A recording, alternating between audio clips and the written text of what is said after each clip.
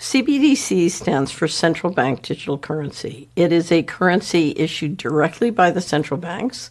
It can be done on a wholesale basis, which is to essentially allow the commercial banks to issue it on a retail basis and do the management of it on retail and then relate back to the central bank, which will be a wholesaler, or it can be done directly by the central bank doing directly a retail CBDC.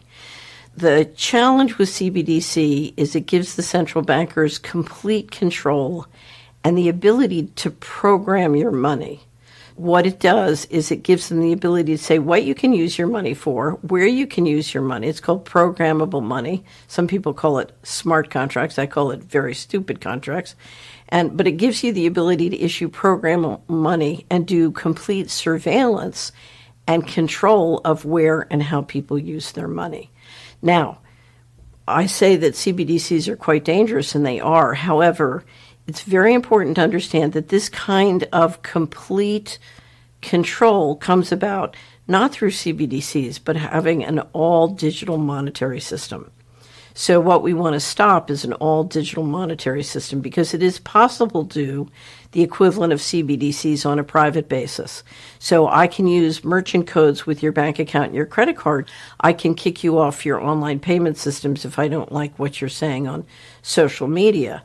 There are many different ways if we go to an all-digital financial system. We have digitized throughout our economy, so our homes are full of digitized equipment that can be identified and surveilled. Our cars are more and more electric. They can be stopped remotely.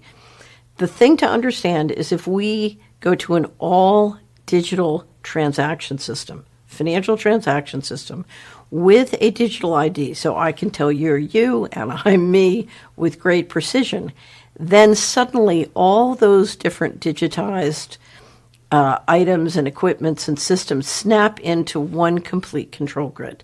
And the key to that snapping into the control grid is the digital ID and the all-digital monetary system. Now, let me tell you what that looks like, because we don't have a financial problem. We have a governance problem. If you do it in a system where a secret governance system that is non-transparent and outside of your control, if that gives them the power to basically turn on and shut off your transactions, we're in a coup d'etat world. By creating an all-digital transaction system with a digitized economy and a digital ID, suddenly the central bankers now control fiscal policy. They can determine where you go, when you go. So let's go back to the pandemic. During the pandemic, if the lockdown said you can't go more than a mile from your home and you can only go that on Tuesday and Thursday, in an all-digitized economy with satellite flying overhead, they can literally track you, and if you don't do what they say, they can turn off your money. Now, what this means is you not only have usurping of the people's representatives, but you have a usurping of the state powers. So under the Constitution, the powers not delegated to the federal government are reserved to the states. But now the central bankers asserting line of fiscal policy, making the rules and enforcing them centrally, can literally control healthcare or other powers reserved to the states, and by the ability to literally control your financial transactions. The way to make that transition is just say total control.